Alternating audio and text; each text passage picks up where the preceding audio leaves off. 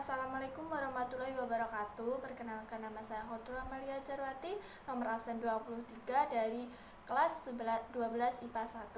Di sini saya akan melengkapi tugas ujian praktek, yaitu tugas biologi, yang dimana pertama-tama saya akan membahas tentang tumbuhan monokotil, yaitu tumbuhan srikaya.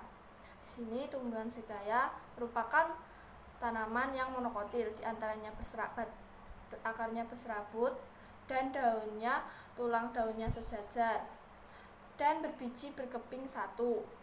Tumbuhan srikaya termasuk pohon yang merangsang mencapai 8 meter tingginya.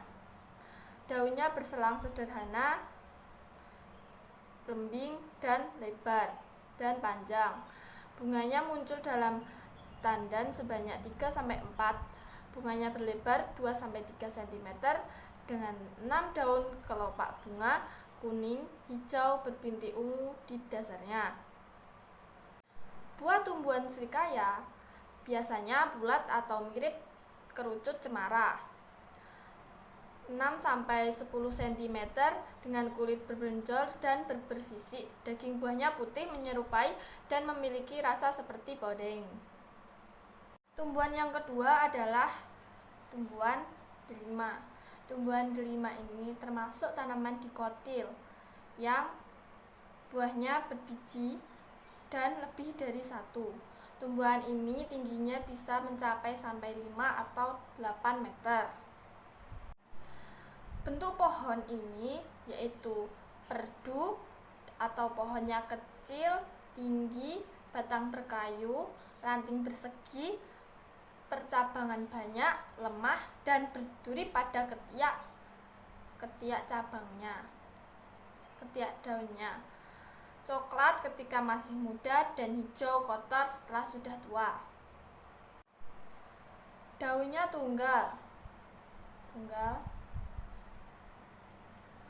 bertangkai pendek, dan letaknya berkelompok. Helaian daunnya berbentuk lonjong, pangkal lancip, ujungnya lumut, tumpul, tepi rata, pertulangannya mirip. Permukaan mengkilap dan panjang 1-9 cm dan lebar 0,5-2,5 cm, warnanya hijau. Bunga tunggal bertangkai pendek, keluar di ujung ranting atau di ketiak daun paling atas. Biasanya terdapat 1-5 bunga, warna merah, putih, atau ungu. Bijinya banyak, kecil-kecil, bentuknya bulat, panjang, yang bersegi-segi, agak pipih, keras, tersusun, tidak beraturan. Warnanya merah jambu atau putih. Itu termasuk tumbuhan delima. Tumbuhan berikutnya adalah tumbuhan cipluan atau bahasa latinnya Physalis aculosa, yang termasuk kelas tumbuhan dikotil, berarti akar tumbuhan ini mempunyai akar yang tunggal yang bercabang. Akar tumbuhan ini akan membesar sering pertumbuhan batangnya. Dan tumbuhan ini bisa tinggi sampai 1 meter. Batang pokoknya tidak jelas. Bercabang menggarpu, bersegi, tajam, berusuk, berongga, bagian hijau, berambut pendek atau boleh dikatakan gundul. Daunnya tunggal,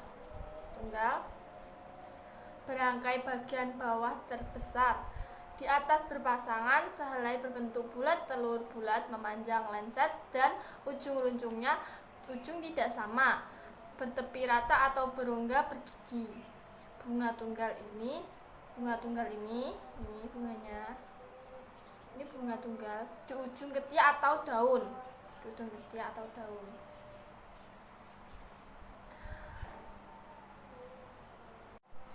Kelopak berbentuk genta, 5 cuping runcing, berbagi hijau dengan rusuk lembayung.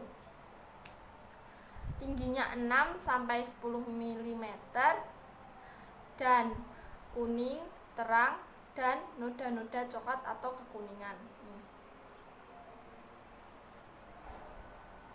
Tangkai benang sarinya kuning pucat, kepala sari seluruhnya berwarna biru muda. Buah cipluan berbentuk telur, panjang sampai 14 cm, hijau dan kuning. Jika masak berurat lembayung, memiliki kelopak buah. Tumbuhan yang keempat adalah sawi atau pakcoy. Di sini termasuk tumbuhan monokotil. Ya, ini termasuk tumbuhan yang batangnya cukup tebal tetapi tidak berkayu. Daunnya elip dengan bagian ujung bisa tumpul. Biasanya tumpul, warnanya hijau segar dan biasanya tidak berbulu.